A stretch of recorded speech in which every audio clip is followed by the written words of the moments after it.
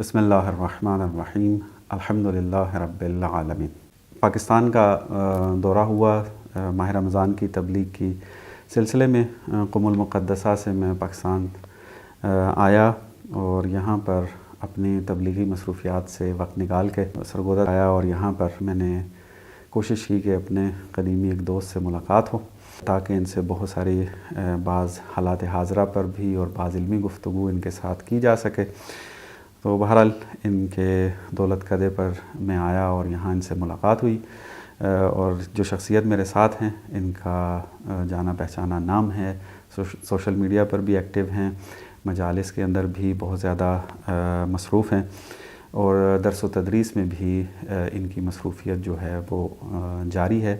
علم کلام کے اندر انہوں نے تخصص کیا ہے، اور تعلیمی سفر ہمارا اکٹھا ہی آغاز ہوا تھا، قم میں بھی اکٹھے رہے، لیکن یہ تبلیغی مصروفیات کی وجہ سے قم المقدسہ سے پھر پاکستان منتقل ہو گئے، اور ہم ابھی تک قم میں موجود ہیں۔ تو سعادت نصیب ہوئی کہ ان سے ملاقات ہو۔ میرے ساتھ موجود ہیں جناب مولانا ابوالحسن علوی صاحب۔ خوش آمدید کہتے ہیں جی، آپ نے وقت بھی دیا کہ اس بعض اہم موضوع پہ آپ سے ڈسکس ہو سکے۔ ظاہر عباس سے کافی عرصے بعد آپ سے ملاقات ہوئی۔ اللہ تعالیٰ آپ کی توفیقات خیر میں اضافہ فرمائے، اور آپ کی کاوشوں کو جو آپ کر رہے ہیں قم المقدسہ میں بھی اور پاکستان میں بھی آئے ہوئے ہیں اور دینی خدمات انجام دے رہے ہیں، اللہ تعالیٰ آپ کی ان تمام خدمات کو اپنی بارگاہ میں قبول فرمائے، اور ہم سب کو حقیقی معنی میں دین اسلام کی خدمت کرنے کی توفیق عطا فرمائے انشاءاللہ۔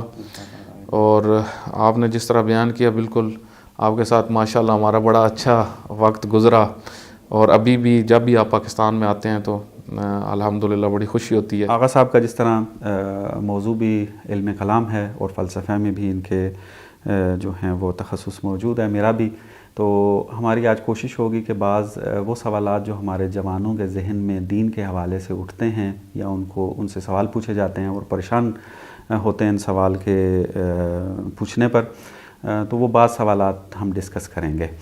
تو میں آغا صاحب شروع کرتا ہوں، پہلا سوال آپ سے پوچھتا ہوں۔ معمولاً ایک بہت مشترکہ سوال دیکھا گیا ہے، جوان جو ہیں وہ کرتے ہیں، اور سوشل میڈیا پہ اگر ہم دیکھتے ہیں بعض جو دین سے بیزار افراد ہیں وہ اس طرح کا پراپوگنڈا کرتے ہیں کہ دین جو ہے وہ ہمیں لاجک نہیں سکھاتا، دین کے اندر اندھی تقلید پائی جاتی ہے۔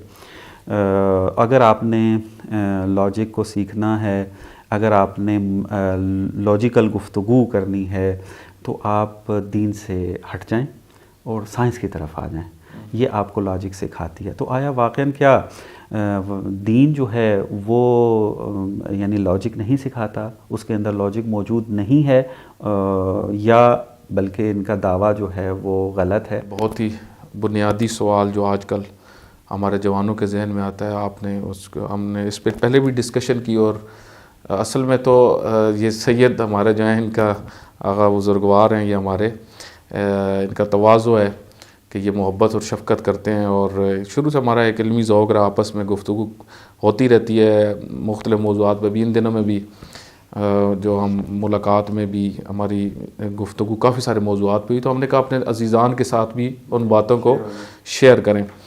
تو وگرنہ آغا صاحب جو ہیں یہ مجھ سے بہتر طریقے سے ان سوالات کے جوابات دے سکتے ہیں، اور ماشاءاللہ ان کی جو ہے وہ جو نسل حاضر ہیں ان کے لیے کافی خدمات ہیں، اور الہاد کے موضوع پہ خاص طور پہ جانی پہچانی شخصیت ہیں، اور بھی بہت سارے موضوعات جس طرح علم الکلام کے جدید مسائل جن کو کہا جاتا ہے، جو آج کل اس دور حاضر میں بہت زیادہ ڈسکس ہو رہے ہیں، اور پاکستان میں بھی اب ان کا رجحان، اگرچہ اس کی ایک تاریخ ہے کلام جدید کی، پاکستان میں اس کی ایک بنیادیں ہیں علمی، لیکن بیچ میں یہ موضوع گم ہو گیا تھا، اب پھر دوبارہ جو ہے وہ ان موضوعات کو ڈسکس کیا جا رہا ہے۔ تو آغا صاحب نے جس سوال کو اٹھایا، یہ ہم آپس میں ایک بات کر رہے تھے، تو اس میں انہوں نے بہت اچھے پوائنٹس بیان کیے، اور کچھ میں نے بھی چیزیں بیان کی، تو اس میں جو ہمیں بات سمجھ میں آئی، مزید آغا صاحب اس پہ جو ہے وہ نظر دیں گے کہ دیکھیں ہم بعض اوقات جو دین کا فہم ہے ہمارے ہاں،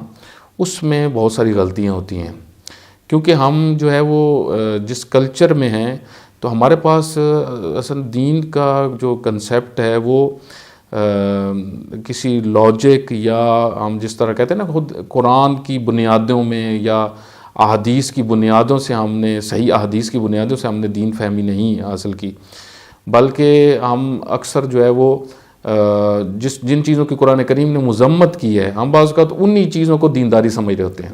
جی ٹھیک ہے. جس طرح آپ نے مثلا خود انہوں نے بیان کیا، اور یہ قرآن کریم میں یہ موضوع بہت زیادہ ڈسکس ہوا ہے کہ اپنے آبا کی تقلید. مثلا تقلید آپ دیکھیں، عمدی تقلید جو ہماری سوسائٹی میں بہت زیادہ ہے، تو ہم اس کو دینداری سمجھ رہے ہوتے ہیں، حالانکہ دین اس کے بالکل برعکس بات کر رہا ہوتا ہے. اسی طریقے سے آپ دیکھیں اور بہت ساری چیزیں ہیں. ہماری خود تہذیب جو ہے، خود تہذیب ہی بعض اوقات ایک چیز ہمیں پیش کر رہی ہوتی ہے. جس طرح ہماری رسومات ہیں، ٹھیک ہے، ان میں آپ کو لاجک نہیں ہوتی. ٹھیک ہے، ہم بہت سارے کام جو رسوماتی کر رہے ہیں ان میں لاجک نہیں ہوتی، ہم سمجھتے ہیں یہی دین ہے. حالانکہ جو ہے وہ دین تو کفار سے بھی یہ بات کہتا ہے کہ تم بھی دلیل لے کے آؤ. جی بالکل، یہ انتہائی اہم بات ہے اور جاننے کی ضرورت ہے کہ آپ نے اشارہ کیا قرآن کے اندر واضح طور پر مذمت کی گئی ہے جو آبا کی تقلید کرتے ہوئے اس کے اوپر عمل کر رہے ہیں اور اس سے ہٹنے کے لیے تیار نہیں ہیں. تو قرآن کہہ رہا ہے کہ آپ غلط کر رہے ہو. تو یہ جو کہا جاتا ہے کہ دین کے اندر لاجک نہیں پائی جاتی ہے، وہ یہ اصل میں یہ ایک سوچنے کی بات ہے. یہ سوال عموماً جو ہے یہ آپ کی ذہن کے مطابق یہ اس کی یعنی وجہ کیا ہے، یہ کیوں آتا ہے، یہ اور کن لوگوں کے ذہن میں یہ آتا ہے یہ سوال کہ دین کی کوئی لاجک نہیں؟ جی بالکل، وہی بات آپ نے خوبصورت اشارہ کیا اس کے اندر آ کے کہ وہ دین کو اچھے طریقے سے جانتے ہی نہیں ہیں. انہوں نے دین کو پہلے صحیح طریقے سے پڑھا ہی نہیں ہوتا. وہ اپنی سوسائٹی کے اندر موجود بعض رسومات کو دیکھتے ہوئے یا مسلمانوں کے رویے کو دیکھتے ہوئے، کسی بھی مذہب کے لوگوں کے رویے، وہ چونکہ وہ دین کی طرف منسوب کر رہے ہوتے ہیں اپنی غلط رسومات کو، اور یہ سمجھ رہے ہوتے ہیں واقعاً دین بھی یہی کہہ رہا ہے. تو اب وہ پھر یہ نظریہ بنانے لگ جاتے ہیں کہ دین تو بغیر لاجک کے بات کر رہا ہوتا ہے. ایک جو وجہ بنی جس کی وجہ سے یہ سوال اٹھتا ہے وہ یہ ہے کہ یہ دیکھتے ہیں کہ کہا گیا ہے کہ آپ نے عبادت کرنی ہے اور مثلا 2 رکعت نماز پڑھنی ہے، آپ نے روزہ رکھنا ہے، آپ نے حج کرنا ہے. اب ظاہر سی بات ہے اس کی پیچھے جو اصل فلسفہ ہے وہ تو ہمیں نہیں معلوم. ہم کہتے ہیں کہ ہم اس کو تعبداً قبول کرتے ہیں. تعبد کی تعبیر، احکام جو ہیں اس میں ہم کہتے ہیں تعبد. تعبد سے کیا مراد ہے؟ یعنی ہمیں چونکہ خدا نے حکم دیا ہے ہم نے اس پہ عمل کرنا ہے. خدا نے 2 رکعت کہی، ہم 2 رکعت ہی پڑھیں گے. خدا نے کہا 4 رکعت کریے، 4 رکعت ہی پڑھیں گے. اب یہ سمجھتے ہیں کہ دیکھیں جی یہاں پر یہ بغیر دلیل کے عمل کر رہے ہیں، ان کو پتہ ہی نہیں ہے کہ یہ کیوں کہا گیا، لہٰذا یہ عمل کر رہے ہیں. تو دین جو ہے نا وہ اس لاجک نہیں رکھتا.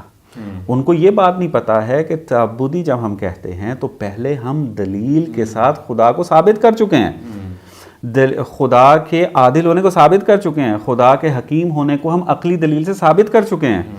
تو اب یہ خدا انسان کو حکم دے رہا ہے کہ تم نے یہ کام کرنا ہے. تو اب اگر ہمیں سمجھ نہ بھی آئے، چونکہ ہم عقلی دلیل سے ثابت کر چکے ہیں یہ حکیم ہے، تو ہم اس کی بات پہ آمنا وسلم نہ کریں گے. اور یہ ہم عرفی اپنے ماحول کے اندر اس بات کو محسوس بھی کر رہے ہوتے ہیں کہ یہاں پہ جو بات سمجھ میں آتی ہے وہ یہ کہ جو دیندار طبقہ ہے ان میں سے بھی ایک بڑی تعداد کے پاس واقعی لاجک نہیں ہے، اور جو اس سوال کو اٹھاتا ہے اس کے پاس بھی لاجک نہ، بیدون لاجک سوال کر رہا ہے اس نے، وہ بھی یعنی دین کو سمجھے بغیر. ہاں بالکل.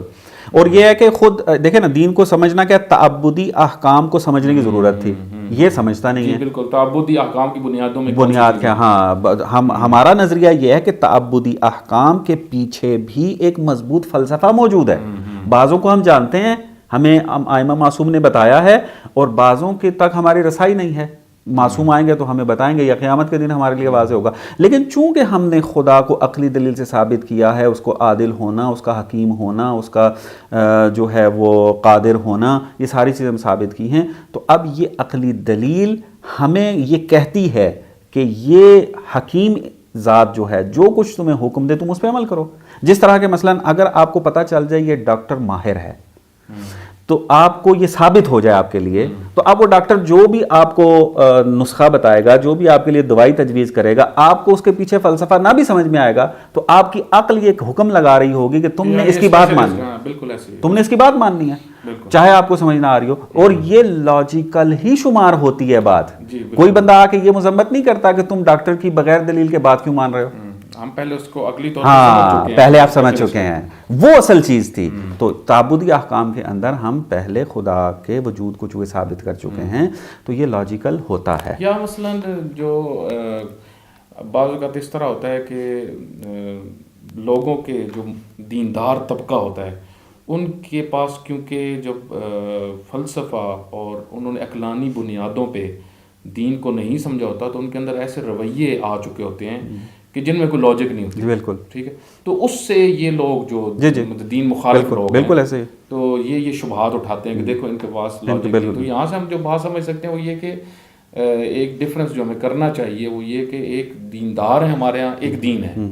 اگرچہ اس میں یعنی ٹھیک ہے ہم مانتے ہیں یہ بات کہ دیندار طبقہ جو ہے یہ ان کی کمزوریاں ہیں اور اس کی وجہ سے دین کے اوپر بھی سوال اٹھ رہا ہے. ٹھیک ہے. کیونکہ دیندار چاہے عالم ہو چاہے غیر عالم ہو تو اس کا عمل بڑا گہرا تعلق رکھتا ہے دین کے ساتھ.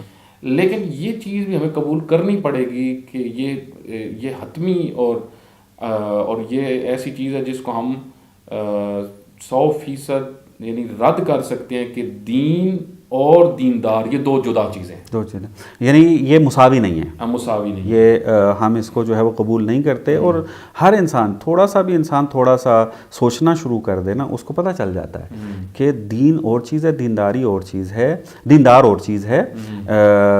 دیندار کا عمل ممکن ہے دین کے مطابق ہو، ممکن ہے دین کے مخالف ہو. تو اب فیصلہ کرنے والے نے پہلے تحقیق کرنی ہے کہ یہ جو دیندار عمل، جو دیندار ہے، جو دین کا دعوے دار بنا ہوا ہے، دین کے مطابق عمل کرنے کی کہہ رہا ہے، آیا اس کا عمل واقعاً دین کے مطابق ہے یا نہیں ہے. یہ تحقیق کی ضرورت ہے کہ وہ دیکھے اس بات کو. مثلاً آپ دیکھیں کہ اگر کوئی دیندار یہ کہہ رہا ہو کہ دین کے اندر جو ہے وہ جدید ترقی کرنے کے اصول جو ہیں وہ نہیں پائے جاتے، جو کچھ بھی ہمیں صدیوں پہلے وسائل ملے تھے انہی وسائل کو آپ نے لے کر چلنا ہے اور اس میں کسی قسم کی جدیدیت نہیں لے کر آنی ہے. تو اب اس کو دیکھنا چاہیے کہ واقعاً دین اسلام نے کہا بھی ہے یا نہیں.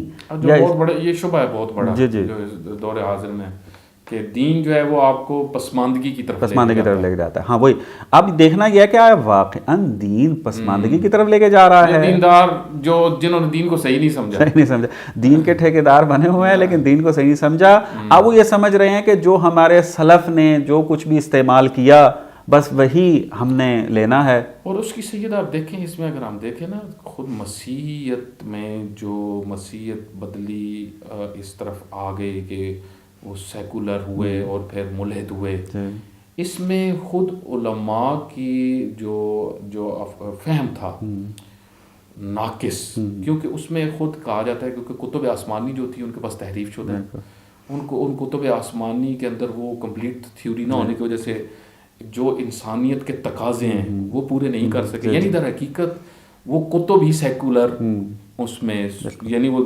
دین کا وہ پورا جو ایک شکل و صورت تھی صحیح اس کو تو نکال دیا گیا. بالکل ایسے جو کتب آسمانی اور پھر دیندار بھی جو ہیں وہ دین کے خلاف عمل کرنے لگ گئے. جی بالکل ایسے ہی ہے. تو وہ اب وہ پھر پھر ان میں اس طرح کے وہ ذہنیت کے حتیٰ جو جدت والی چیزیں تھیں ان کی مخالفت کی، یعنی جو انسان کی ضرورت تھی. جی بالکل ایسے ہی ہے. ان کی مخالفت جب انہوں نے کی تو یہ چیزیں باعث بنی دینداری ختم ہونے کی، معاشرے اور دین سے بیزاری کی. بالکل دین سے بیزاری. اور یہ اسلام میں بھی آج ہمیں مشکلات نظر دینداروں میں نظر آ رہی ہوتی ہے. اور یہ ان کی فہم کی مشکل ہے. سارے دیندار ایسے نہیں ہیں. بعض اوقات ایسی فکر آ جاتی ہے چونکہ انہوں نے اپنا ایک مبنا بنایا کہ جو کچھ سلف دے رہا ہے وہی ہمارے لیے جو ہے وہ بہتر ہے، اس کے اندر ہم ترقی نہیں لے کر آئیں گے. تو بعد میں ہمیں پتہ چلا جو اس وقت ذمہ دار لوگ تھے وہ بھی یہ کہتے تھے کہ دین یہ نہیں کہہ رہا ہے، دین کبھی یہ نہیں کہتا کہ آپ اپنی وسائل میں جدت نہ لے کر آئیں. ان کو ترقی نہ بخشیں. دین تو کہتا ہے کہ آپ جتنا آگے بڑھ سکتے ہیں آپ بڑھیں. اطلب العلم، علم کو حاصل کرو ولو بالسین، اگرچہ تمہیں جو ہے وہ چین تک یا جو بھی اس کا ترجمہ کریں وہاں تک جائیں. اور اس طرح کے ہمیں بہت سارے جو ہیں وہ دیندار ملے، جو سائنسدان تھے، جو ریاضی دان تھے، جو ہیئت دان تھے، مثلا مختلف ملے تو اسلام میں اس طرح کے موجود ہے. تو میں جو جس نقطے کی طرف اشارہ کر رہا تھا وہ یہ ہے کہ انسان جو ہے نا وہ پہلے پرکھ لے. ضروری نہیں ہے، جس کی طرف آپ نے اشارہ بھی کیا ہے، دیندار کا عمل اس کا ضروری نہیں ہے کہ وہ دین کے مطابق ہو. وہ غلطی کر سکتا ہے، اس کے فہم میں غلطی ہونے کی وجہ سے عمل غلط کر رہا ہے. علماء کے علماء کا فہم ممکن ہے کہ جو دین واقعیت ایک بیان کرے اس کے خلاف ہو اس میں آ کے. اور یہ کیا ہے، تحقیق سے پتہ چلے گا، اصل لٹریچر کو پڑھنے کے بعد پتہ چلے گا. اور ہمارے علماء ذمہ دار جو ہیں انہوں نے اس کی نشاندہی بھی کی ہے کہ فلانی فہم جو تھی وہ دین کے خلاف نکلی ہے. جیسے مثلا آپ دیکھ لیں تکفیریت کی فکر جو موجود ہے، ایک دوسرے کو کافر قرار دے دینا، دین تو اس کی طرف نہیں کہہ رہا. ٹھیک ہے، اب بعض افراد جو ہیں اس تکفیری فکر کو جب دیکھتے ہیں دینداروں کے اندر تو وہ بیزار ہونا شروع ہو جاتے ہیں، خود ساختہ افکار کو دین کی طرف نسبت دے رہے ہیں. تو اب جو دین سے بیزار ہو رہے ہیں اس کی وجہ سے اب وہ یہ کہتے ہیں دین تکفیر سکھاتا ہے. نہیں، دین تکفیر نہیں سکھاتا. یہ بعض دیندار ہیں، انہوں نے دین سے فہم غلط لیا ہے اور اس کے مطابق وہ آ کر ایک دوسرے کی تکفیر کر رہے ہیں. تو اب یہاں پر ذمہ داری بڑھ جاتی ہے کہ انسان اگر دین کے بارے میں فیصلہ کرنا چاہتا ہے تو وہ خود ریسرچ کرے. اچھا، یہاں پہ سید سوالات تو بہت سارے اٹھتے ہیں. خود ایک ہم اپنی سوسائٹی میں دیکھتے ہیں کہ ہم اس بات کو علمی حلقوں میں تو سنتے رہتے ہیں، ٹھیک ہے، غرب زدگی، ٹھیک ہے، مغرب زدگی، اور یہ موضوع پوری دنیا میں زیر بحث ہے. عربوں میں بھی اس کے اوپر باقاعدہ کتابیں بھی لکھی گئی کہ مثلا خاص طور پہ جب رنسانس کے دور کے بعد، یعنی مغرب میں جس وقت دین ختم ہونا شروع ہوا تو اس کی ایک یلغار لازم بات ہے پوری دنیا میں گئی. اب ہم اپنی سوسائٹی میں بھی، یعنی پاکستان کے اندر بھی، اگرچہ ہماری رسمی جو کلچر ہے وہ بڑا مضبوط ہے، ٹھیک ہے، ہمارے یہاں جس طریقے سے خواتین کا حجاب ہے، یا مثلا ہم جس طرح اب دیکھیں رمضان المبارک ہے یا عید الاضحیٰ کی قربانی کا مسئلہ ہے، تو اس میں ہم بڑے یعنی رسومات میں جو دینی رسومات ہیں بڑے پختہ ہیں، ٹھیک ہے. لیکن اس کے باوجود غرب جو ہے، غرب زدگی، وہ ہمیں اس وقت متاثر کر رہی ہے، ٹھیک ہے. اچھا، اس میں ہم سب سے پہلے ایک چیز جو سمجھیں گے وہ یہ کہ خود یہ غرب زدگی سے مراد کیا ہے اس میں. جی، ایک بڑا اہم سوال ہے اور واقعی یہ بہت زیادہ پوچھا بھی جاتا ہے اور ذہن میں اٹھتا بھی ہے سوال. اس سے پہلے میں پہلے سوال کو تھوڑا سا خلاصہ ایک جملے میں عرض کر دوں تاکہ ناظرین کے لیے واضح ہو جائے کہ کیا نتیجہ لینا چاہ رہے تھے ہم. نتیجہ یہ ہے کہ ہم اگر دین کی طرف رجوع کرتے ہیں تو ہمیں قرآن جگہ جگہ پر دلیل کا مطالبہ کر رہا ہوتا ہے. وہ کہتا ہے قل ہاتوا برہانکم ان کنتم صادقین، دلیل لے کر آؤ. بالکل ایسے قیامت کے موضوع پہ بھی اگر تم کہتے ہو قیامت نہیں آنی، اس کی بھی دلیل لے کر آؤ. یا مثلا انسان کے ذہن کو ابھار رہا ہوتا ہے اف اللہ شک فاطر السماوات والارض، یا مثلا جو ہے وہ افلا ينظرون الى الابل کیف خلقت، یعنی انسان کے ذہن کو ابھار رہا ہے کہ دلیل کے پیچھے جاؤ، بغیر دلیل کے تم نے کسی بات کو نہیں ماننا ہے. اس طرح کی دسیوں آیات موجود ہیں کہ جس میں اس بات کی طرف اشارہ ملتا ہے، بلکہ صراحت ملتی ہے. افلا تعقلون، اتنی زیادہ افلا یتدبرون، افلا یتدبرون ہے. جی. تو ایمان کبھی بھی بے دون دلیل نہیں ہوتا. بالکل ایسے درست ہے. اندھی تقلید ہے، اس کی دین نفی کرتا ہے. جو یہ کہا جاتا ہے کہ ایمان لے کر آؤ، وہ دلیل کے ساتھ ایمان لے کر آؤ. تو یہ واضح ہو گیا. اب آتے ہیں سوال کی طرف. ہاں دیکھیں، مغرب زدگی جو ہے اس سے بعض اوقات یہ مراد لے لی جاتی ہے کہ جو کچھ بھی مغرب معاشرے کے اندر ہو رہا ہے آپ اس کو اگر اپنائیں گے تو یہ مغرب زدگی ہوگا. مثلا اگر مغرب زدگی مغرب کے وہاں پہ صفائی ہے، اگر ہم بھی صفائی کرنا یعنی اسی طرح اپنا ماحول بنا دیں گے، یہ غرب زدگی ہے. جی اس میں تو اور اس طرح کے مثلا جو وہ ترقی کر رہے ہیں اگر وہ ترقی اپنائیں گے تو یہ مغرب زدگی کے اندر آئے گا. نہ، یہ ہماری مراد نہیں ہوتی ہے. مغرب سے اصل میں جب یہ کہا جاتا ہے یہ مغربی فکر کا حامل ہے، یہ مغربی فکر کی طرف رجحان رکھتا ہے. یہ جو ہم مغربی فکر کہتے ہیں نا، جغرافیائی نہیں ہے کہ مغرب کے اندر جو کچھ ہو رہا ہے وہ افکار ہیں اس کے اور ہم اس کے مخالف ہیں، جو کچھ بھی مغرب میں ہو رہا ہے اس کے مخالف ہیں، بلکہ مغربی فکر سے مراد اور پھر مغرب زدگی بھی اس کی تعریف ہو جاتی ہے. وہ یہ کہ وہاں پر کچھ فلسفیاں اسکول آف تھاٹس ایسے وجود میں آئے ہیں کہ جن کی بنیادیں ایسی ہیں کہ جو اسلام سے ٹکراتی ہیں. مثلا مغربی فکر کے اندر ایک چیز جو بہت زیادہ پائی جاتی ہے نا وہ ہے مٹیریلزم، مادہ پرستی. اور یہ مادہ پرستی جو ہے یہ ماں ہے الحاد کی، یہ ماں ہے ہر ازم کی. درست ہے، ہر چیز سے پھوٹتی ہے. اور اسلام جو ہے وہ مٹیریلزم کے مخالف ہے. بالکل. اسلام کہتا ہے کہ نہ، یہ دنیا بھی مطلوب ہے، مادے کی طرف بھی دین متوجہ ہے، لیکن وہ کہتا ہے کہ تمہاری ایک اور حقیقت بھی ہے، وہ روح ہے، روحانی ہے. امٹیریل حقیقتیں موجود ہیں، مجرد حقائق موجود ہیں کہ وہ بھی اس کی طرف بھی توجہ کرنا ہے. تو دین کہہ رہا ہے کہ ایک طرف سے تم میٹر ہو اور دوسری طرف سے تم روحانی پہلو بھی رکھتے ہو، اور تم نے ان دونوں کے اندر مساوات رکھنی ہے. ایک کی خاطر دوسرے کی آپ نے نفی نہیں کرنی ہے. لیکن مغرب معاشرے کے اندر یہ جو مغرب فکر کی اسکول آف تھاٹ کی بات ہو رہی ہے، وہ کہتے ہیں کہ آپ کی حقیقت فقط یہی میٹر ہے کہ یہی بدن ہے جو کچھ ہے. آپ یہ وہ بنیاد ہے جہاں سے ساری مشکل شروع جہاں سے ساری مشکل جو ہے وہ شروع ہوتی ہے. یہ نظریہ بنیاد ہے تمام غلط فکروں کے اوپر. اسلام کہتا ہے کہ نہیں، مٹیریلزم نہیں. کیونکہ اگر آپ مٹیریلزم کے اوپر کھڑے ہو جائیں گے تو پھر اس کا مطلب یہ ہے کہ جو بھی مجرد حقائق ہیں آپ اس کا انکار کریں گے. اسی وجہ سے آپ دیکھتے ہیں کہ جو مٹیریلزم کے اوپر جو ہے وہ بیٹھ جاتے ہیں، اپنا ایمان رکھ لیتے ہیں اس کے اوپر، تو وہ پھر خدا کا بھی انکار کریں گے، انسان کا روح کا بھی انکار کریں گے، فرشتوں کا بھی انکار کریں گے. تو ہر چیز کا انکار کر رہے ہوں گے، اور پھر یہ سمجھ رہے ہوں گے کہ خدا کا وہ ماننا یہ لاجیکل نہیں ہے. کیوں؟ کیونکہ مٹیریلزم کو مان رہے ہیں. تو یہاں سے پھر وہ دین کا لاجک نہ رکھنا یہاں بھی نتیجہ دے رہا ہے کہ اصل میں جہان بینی اور ورلڈ ویو جو تھا اس کا وہ مٹیریلسٹک تھا. اس کی بنیاد پہ وہ دین کو دیکھ رہا تھا اور کہہ رہا ہے دین لاجک نہیں رکھتا. اصل میں یہ لاجک نہیں رکھتا. آپ کا ایمان رکھنا مٹیریلزم کے اوپر اور باقی حقائق کا انکار کر دینا یہ لاجیکل نہیں ہے. عقل ہماری اگر آپ اس کو آزاد چھوڑ دیں، تعصب کی اینک اتار دیں، تو انسان کی عقل حتماً متوجہ کرتی ہے کہ جہاں پر ایک میٹر موجود ہے وہاں پر ایسی حقیقتیں بھی ہیں جو میٹر سے ماورا ہیں. تو اس کو ماننے کی ضرورت ہے. تو مغرب زدگی جب ہم کہتے ہیں تو ہمارے بعض افراد کے جو اپنے آپ کو مسلمان مان رہے ہوتے ہیں، خدا کا اقرار کر رہے ہوتے ہیں، اس میں کوئی چیز ان کے اندر مشکل نہیں پائی جاتی. لیکن جب ان سے ڈسکشنز ہو رہی ہوتی ہیں، ورلڈ ویو کے حوالے سے بات چیت ہو رہی ہوتی ہے، ان کے اندر مٹیریلسٹک اپروچ موجود ہوتی ہے. ان کے اندر مادہ پرستی کی بو آ رہی ہوتی ہے. بہت ساری چیزوں کا وہ انکار کر رہے ہوتے ہیں.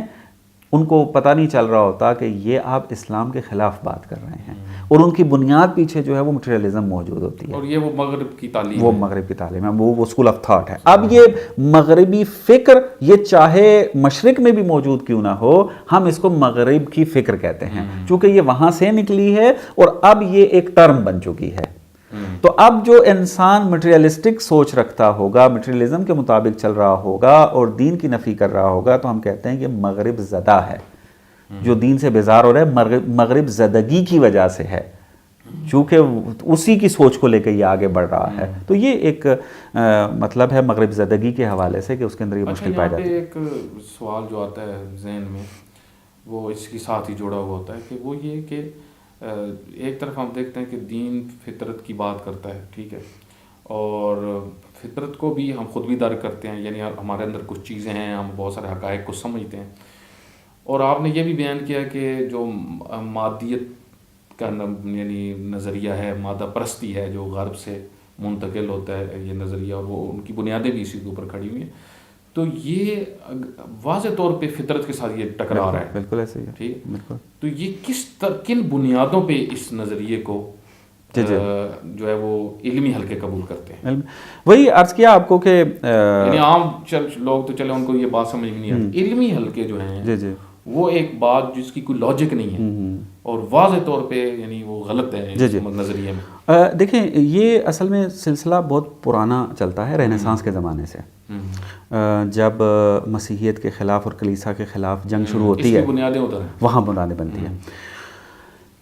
سلسلہ یوں بڑھتا ہے آگے کہ چونکہ مسیحیت کے اندر جو تاریخ نے نقل کیا ہے کہ یہ فقط اسی تفسیر کو مانتے تھے جہان کے بارے میں کہ جو کلیسا تفسیر کرتا تھا. اگر اس سے ہٹ کر کوئی تفسیر کی جاتی تو وہ اس کو قبول نہیں کرتے تھے. لہٰذا مثلاً بہت سے سائنسدان اگر کوئی ڈسکوریز کرتے بھی تھے اور وہ کلیسا کی تفسیر کے مخالف ہوتی تھی ڈسکوریز جو ہیں تو وہ ان کو رد کر دیتے تھے, ان کے خلاف سزائیں معین کر دیتے تھے. تو آہستہ آہستہ یہ بغاوت جو ہے وہ پھوٹنا شروع ہوئی, اور جب یہ بغاوت ہوئی پھر دین کے خلاف اٹھے لوگ, مسیحیت کے خلاف اٹھے, تو یہاں سے ایک فکر پھیلنا شروع ہوئی. کیا فکر یہ پھیلی کہ ہمیں حقیقت تک پہنچانے والی جو چیز ہے وہ سائنس ہے. سائنس ہے کہ جو انسان کو حقیقت تک پہنچاتی ہے. فلسفہ جو ہے وہ کچھ نہیں ہے. لہذا یہاں سے فلسفے کی نفی بھی شروع ہو گئی اسی زمانے سے. اگرچہ اس وقت فلسفیاں موجود ہیں لیکن ایک تحریک چل رہی ہے کہ جو سری انداز میں فلسفے کی نفی کر رہی ہے. مثلا پازیٹیوزم وجود میں آتا ہے. پازیٹیوزم کیا کر رہا ہے؟ پازیٹیوزم یہ کہہ رہا ہے کہ وہی چیز حقیقت ہے کہ جو آپ کے تجربے میں آ جائے. اس کے علاوہ جو بھی چیز ہیں وہ بے معنی ہے, نفی ہے اس کی, بالکل اس کو ماننے کے لیے تیار نہیں ہے. تو اب جب آپ فلسفے کی نفی کر رہے ہیں اور فقط سائنس کے اوپر فوکس کر رہے ہیں تو اب یہاں سے کیا چیز نتیجہ نکلے گا کہ جو چیز آپ ایکسپیریمنٹ کر سکتے ہوں گے, تجربہ کر سے, وہ حقیقت ہوگی. اب یہاں سے پھر مٹیریلسٹک اپروچ بھی سامنے آ جاتی ہے, پھر مادہ پرستی بھی آئے گی, چونکہ جو چیز تجربے میں آتی ہے وہ میٹر ہے, درست ہے. تو یہاں سے پھر مٹیریلزم بھی وجود میں آ جاتا ہے اور اس جان پکڑ جاتا ہے. تو اس طریقے سے پھر تعلیمی سسٹم میں پوری پھر یہ مٹیریلزم جو ہے اس نے پھر اپنے تمام علوم میں پھیلا. مثلا ہیومینٹیز کے اندر مٹیریلزم نے آ کے کیا کیا, انسان کو فقط بدن مادی میں خلاصہ کر دیا. اقتصاد فقط بدن مادی کے لیے بنایا گیا. آپ کا علم الاجتماع جو ہے وہ کیا ہے, فقط بدن مادی کے لیے بنایا گیا. معاشرے یہی افراد مادی ہیں اور اسی کے لیے قانون وضع کرنا ہے. آپ کی نفسیات, ماہر نفسیات جو بنتے ہیں علم نفسیات پڑھ کے, وہ سارے کے سارے کیا ہیں, اسی بدن مادی کے لیے بنائے گئے. تو جتنی ہیومینٹیز تھیں وہ سب کی سب بیس کرتی ہیں کس کے اوپر, مٹیریلزم کے اوپر.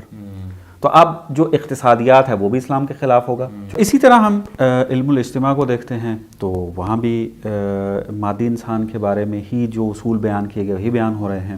جو معاشرہ جو ہے اسی مادی انسان سے مل کے بنا ہے, تو ظاہر سی بات ہے پھر معاشرہ بھی مادی ہے, اس کے اوپر بنائے جانے والے اصول فقط اسی کو مینیج کریں گے.